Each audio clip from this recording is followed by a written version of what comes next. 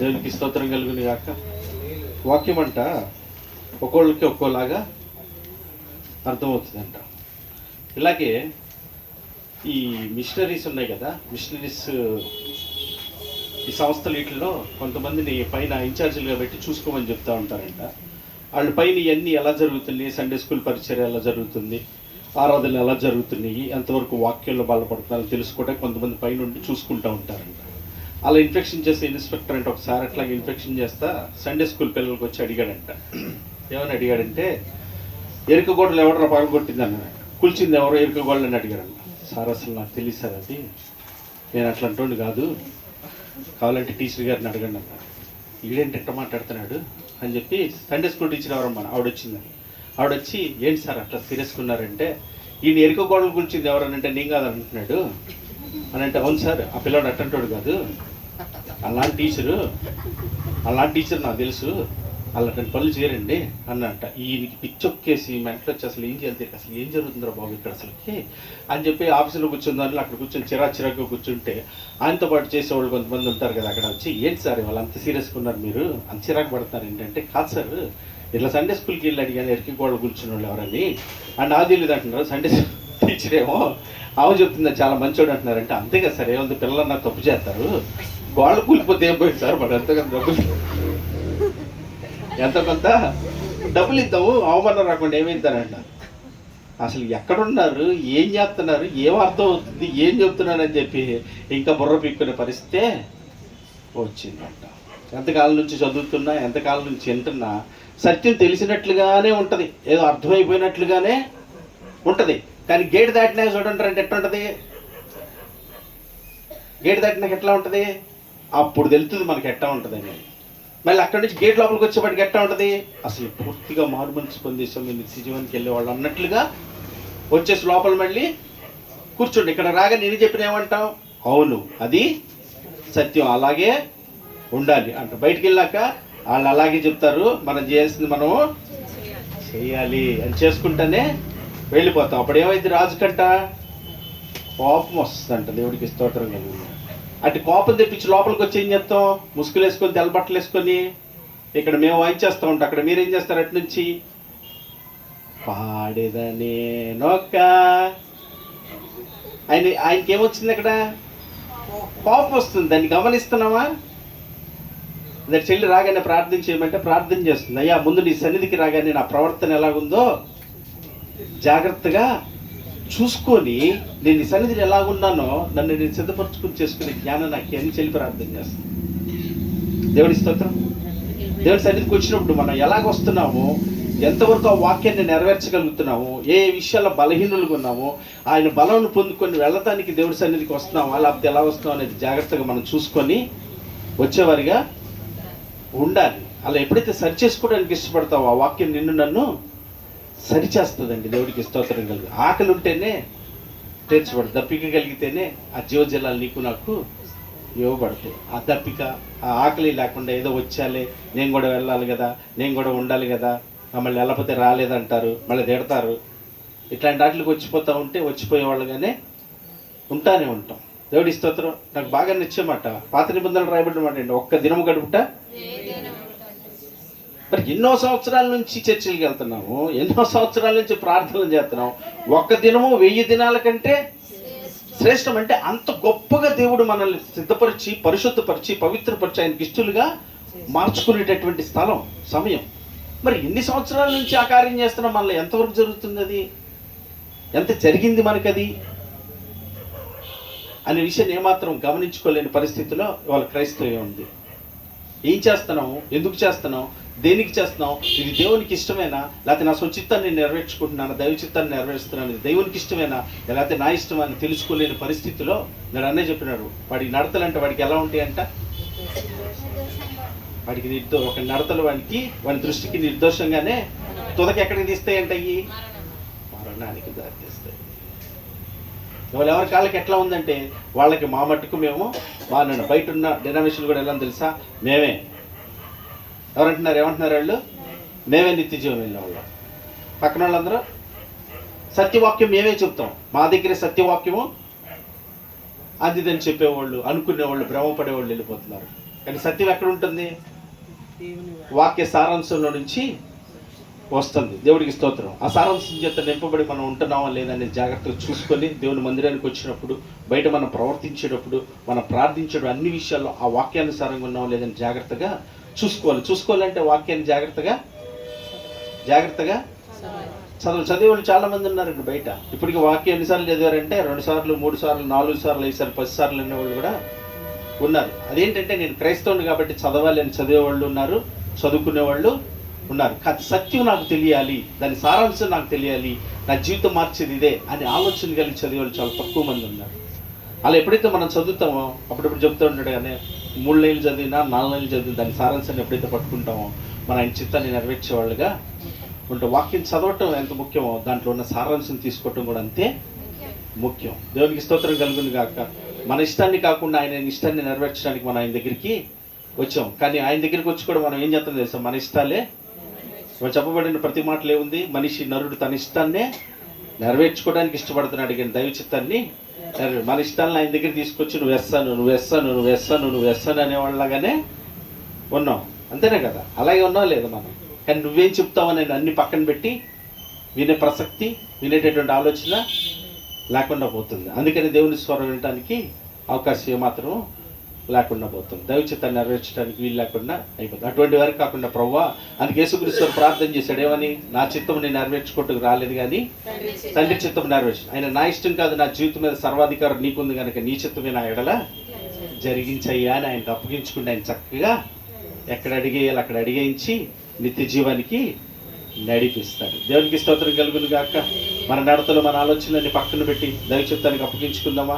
ఈ రోజైనా మరొక సమయం మరొక తరుణం ఇస్తూ ఉండగా నాయన ఇంతవరకు నా ఆలోచనలు బట్టి, నా ఉద్దేశములను బట్టి, అయ్యా నా కోరికలు నా ఇష్టాలను బట్టి నడుస్తున్నానేమో. ఇదిగో నీ ఇష్టానికి సంపూర్ణమైన నీ చిత్తానికి నేను అప్పగించుకొని అయ్యా నీ చిత్తాన్ని నెరవేర్చు. నీ కోపం తెప్పించిన అతన్ని నేను బాధ పెట్టేవాడిగా, అయ్యా నీ గాయాలను రేపేవాళ్ళుగా కాక నేను సంతోష పెట్టేవాళ్ళకి నేను మహిమపరిచే జీవితాన్ని మాకు దయచేయమని ప్రార్థించేద్దాం. అందరూ ఏకీవిద్దాం. చెల్లి ప్రార్థన చేస్తుంది, మరొక సిస్టర్ ప్రేర్ చేస్తారు. ఏకీవించి ప్రార్థించేద్దాం. చెల్లి ప్రార్థన చేస్తుంది. ప్రతి ఒక్కరు చెప్పండి మాటలు ఉదయం జ్ఞాపకం చేసుకొని ప్రార్థించేద్దాం.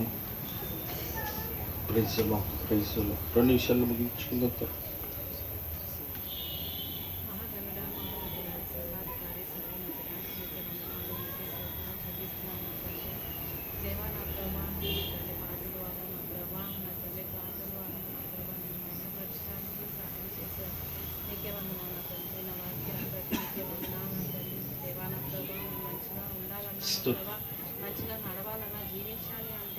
ప్రతి ఒక్కరు ఆయనకు అప్పగించుకుందామండి.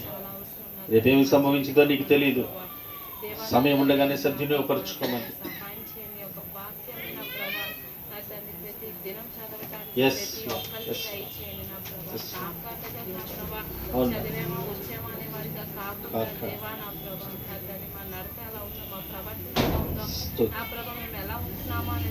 పరీక్షించుకొని నా ప్రభా యొక్క వాక్యానుసారంగా జీవించడానికి సహాయం చేయండి నా తల్లి.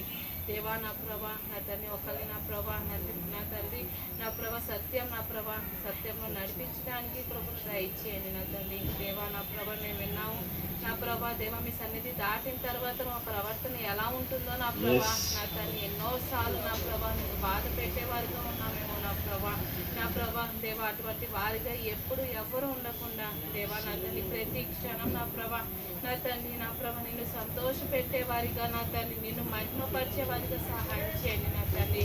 దేవా నా ప్రభా నా తండ్రి మా జీవితాల్లో నా ప్రభా ఏదైతే నా ప్రభా నీవు నడిపిస్తున్నావో, ఏ మార్గంలో నడిపిస్తున్నావో నా ప్రభా మేము తల ఉంచి నా ప్రభా నడిచేవారిగా సహాయం చేయండి తండ్రి. మా ఆలోచన నా ప్రభా నా తండ్రి దేవా లోక సంబంధమైన నా ప్రభా దేవా నా తండ్రి నా ప్రభా నా తండ్రి ఆచారాల్లో కానీ నా ప్రభా మేము ఆశపడింది మాకు కావాలి అని నా ప్రభా అటువంటి వారిగా ఎప్పుడు ఎవ్వరు ఉండకుండా నా ప్రభా దేవా అది నీ చిత్తమా కాదా అని నా తండ్రి నా ప్రభా చిన్న విషయాలు కూడా నా ప్రభా ప్రతిదీ కూడా నా ప్రభా మీ పాదాల చెంత పెట్టి నా ప్రభా దేవా నా తండ్రి, దేవా నా ప్రభా నీ చిత్తం కానిదైతే నా ప్రభా మేము సంతోషంగా కృతజ్ఞత స్థుతులు చెప్పుకునే వారిగా అనేకులకి నా ప్రభా చెప్పేవారిగా సహాయం చేయండి.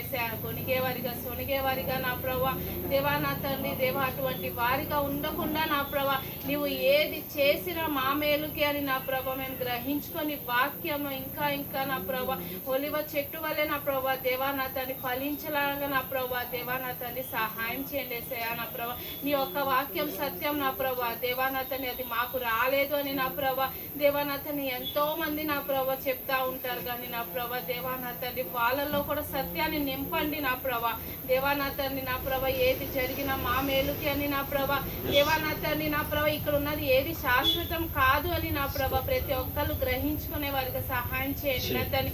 శాశ్వతమైనది నా ప్రభా నీ యొక్క నిత్య రాజ్యం నా ప్రభా నిత్య జీవం నా ప్రభా దేవా నీతో యుగ యుగాలు ఉండటానికి నా ప్రభా నిన్ను ఆరాధించడానికి అది శాశ్వతమైనది నా ప్రభా అని తెలుసుకోవటానికి కృపను దయచేయండి ఏసయ్యా. నా ప్రభా ఇక్కడ ఉన్నది ఏది కూడా నా ప్రభా మేము ఎవ్వరు ఆశించకుండా నా ప్రభా ఆశపడకుండా ఆత్మల కొరకు నా ప్రభా భారం కలిగి నా ప్రభా ఒక ఆత్మనైనా మేము రక్షించామా అని నా ప్రభా దేవా నా తండ్రి నా ప్రభా గ్రహించుకునే వారికి సహాయం చేయండి ఏసయ్యా. నా ప్రభా ఇక్కడ ఉన్నవి ఏది కూడా నా ప్రభా అది కావాలి ఇది కావాలని వారిగా కాకుండా దేవా నా ప్రభా పోషించే దేవుడు నీవు మాత్రమే నా ప్రభా.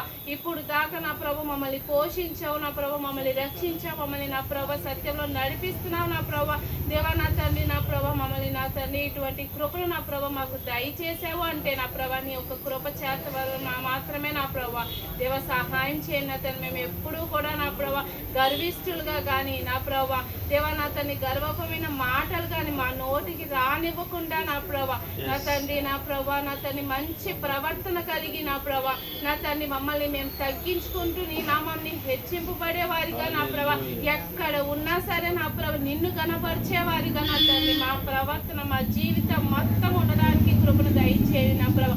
అంతము వరకు రక్షణ కాపాడుకోవడానికి కృపను దయచేయండి నా తండ్రి. అపవాదికి లొంగిపోకుండా దేవా నా ప్రభా నా తండ్రి స్నేహితులు కానీ నా ప్రభా వ్యర్థమైన నా ప్రభా నా తండ్రి నా ప్రభా నా తండ్రి సమయాన్ని గడపకుండా నా ప్రభా నా తండ్రి నీ యొక్క వాక్యాన్ని నా ప్రభా చదువుతూ అనుసరిస్తూ నా ప్రభా వాక్యాన్ని వింటూ నా ప్రభా దేవ ప్రార్థనలో వాక్యంలో నా ప్రభా దేవా నా తండ్రి నా ప్రభా మా జీవితాన్ని మార్చండి సహాయం చేయండి నా తండ్రి. అదేవిధంగా నా ప్రభా మందిరం విషయంలో మీరు చేసిన గొప్ప కార్యాన్ని బట్టి వందనాలు నా తండ్రి. నీవు నడిపిస్తున్న రీతిని బట్టి నీకే వందనాలు నా ప్రభా. నీవు మాట ఇచ్చిన గొప్ప దేవుడు అయ్యా నీవు నా తండ్రి నా ప్రభా. మేము ఎన్నోసార్లు మాట తప్పుతా ఉంటాం నా ప్రభా దేవా నా తండ్రి తీర్మానం తీసుకొని నా ప్రభా మేము తప్పుతా ఉంటాం కానీ నా ప్రభా నీవు నడిపిస్తావన్నావు నా ప్రభా నా తండ్రి నా ప్రభా నడిపిస్తున్న రీతిని బట్టి నీకే వందనాలు నా తండ్రి దేవా నా ప్రభా. ప్రతి ఒక్క కన్స్ట్రక్షన్ విషయంలో నా ప్రభా పని చేసే వాళ్ళకి నా ప్రభా తగిన జ్ఞానాన్ని నా ప్రభా ఇచ్చిన విధానాన్ని బట్టి వందనాలు నా ప్రభా నా తండ్రి. సంఘ కాపరికి నా ప్రభా దేవా నా ప్రభా నీవు నడిపిస్తున్న రీతిని బట్టి వందనాలు నా తండ్రి నా ప్రభా నా తండ్రి. పరిచర్య నా ప్రభా ఇంకా బహు గొప్పగా నా ప్రభా నా తండ్రి ఆత్మల కొరకు నా ప్రభా దేవా నా తండ్రి నా ప్రభా అనేకుల రక్షణ నా ప్రభా పొందుకోవటానికి నా ప్రభా నీవు ఏర్పాటు చేసిన సత్య స్వరూపి సహవాసాన్ని నా ప్రభా నీవు చేస్తున్న కార్యాలను బట్టి వందనాలు నా తండ్రి దేవా. ఎన్నోసార్లు నా ప్రభా నా తండ్రి నా ప్రభా ఇబ్బందులు వచ్చినప్పటికీ నా ప్రభా దాంట్లో మేము ఏం నేర్చుకోవాలో నా ప్రభా మమ్మల్ని నేర్పిస్తూ నా ప్రభా సరి చేస్తూ నా ప్రభా ప్రతి ఒక్క విషయంలో నా ప్రభా ఇక్కడ దాకా నా ప్రభా నడిపించావు అంటే కేవలం నీ యొక్క కృప చేతే నా ప్రభా. మా మాటలను కానీ నా ప్రభా మా ప్రవర్తన కానీ నా ప్రభా మా క్రియలు కానీ నా ప్రభా డబ్బుగా ఏది పనికి రాదు నా ప్రభా. కేవలం నా ప్రభా నీవు చేసిన కార్యాలు మాత్రమే నా ప్రభా దేవా. గొప్ప దేవుడు అయ్యా నీవు నా తండ్రి. ఇక్కడ జనాల కోసం నా ప్రభా నీవు ఏర్పాటు చేసిన నా ప్రభా మందిరాన్ని బట్టి నీకు వందనాలు నా ప్రభా దేవా. మేము ఎప్పుడూ కూడా నా ప్రభా నా తండ్రి నా ప్రభా నా తండ్రి ఎక్కడ కూడా గర్విష్ఠులుగా ఉండకుండా నా ప్రభా మమ్మల్ని మేము తగ్గించుకుంటూ నిన్ను మహిమపరిచేవారిగా నిన్ను ఘనపరిచేవారిగా నా ప్రభా అనేకులకి నా ప్రభా నా తండ్రి చెప్పేవారిగా సహాయం చేయమని నా ప్రభా సంఘ కాపని వాళ్ళ కుటుంబాన్ని ఇంకా ముందుకు నా ప్రభా దేవా నా ప్రభా బ్రదరాల కుటుంబాన్ని నా ప్రభా నీ యొక్క పరిచర్యలో బహు గొప్పగా నా ప్రభా నా తన అనేకులకి నా ప్రభా నా తన స్వార్థ ప్రకటించే కృపను నా ప్రభా బిడ్డకి దయచేయమని ఈ చిన్న ప్రార్థన పాదాల సన్నిధిలో చేర్చుకోమని యేసే పరిశుద్ధ నామంతో వినయంతో వేడుకుంటున్నాను నా తండ్రి. ఆమేన్. పరలోకమందున మా తండ్రి, మీ నామం పరిశుద్ధపరచబడును గాక, మీ రాజ్యం మాకు వచ్చును గాక, మీ చిత్తమే పరలోకమందు నెరవేర్చున్నట్లు ఈ భూమి అందు నెరవేరును గాక. మాకు కావలసిన ఆహారం నేడు మీరు మాకు దయచేయ మా తండ్రి. బయటల ప్రార్థన చేసిన వారిని క్షమించులాగున మా అపరాధాలు క్షమించు తండ్రి. మమ్మల్ని శోధనలోనికి తేక కీడు నుంచి తప్పించండి. ఎందుకంటే రాజ్యము, బలము, శక్తి, మహిమ నిరంతరం మీరే ఉన్నారు తండ్రి. ఆమేన్. మన తండ్రి అయిన దేవుని ప్రేమ, కుమారుడైన యేసుక్రీస్తు వారి యొక్క కృప, పరిశుద్ధాత్మని యొక్క నిన్న సహవాసము, సన్నిధి, సహాయం వాక్యమిత్తుని సేవకుని కుటుంబానికి విన్న మనకును సకల జనులకు సకల పరిశుద్ధులకు ప్రార్థించిన బిడ్డలందరికీ నా తండ్రి నాయన సమస్తమునకు తోడే ఉంది. ఎల్లప్పుడూ ఆయన చిత్తమును జరిగించి ఆయనతో పాటు ఉండే యుగాయుగల భాగ్యాన్ని క్రీస్తునందు ఆయన సిద్ధపరచును గాక. ఆమేన్. ప్రేమ సమాధానాలు కర్తైన దేవుడు మనందరికీ తోడే ఉండను గాక. God bless you. దేవుడు మనందరినీ ఆయన ఆత్మలో దీవించును గాక. ప్రైజ్ రావడానికి కొరకు స్నాక్స్ సిద్ధపరచుకోండిగా ఎవరసలు త్వరగా స్నాక్స్ని పంచమని ప్రభుత్వం తెలియజేస్తుంది.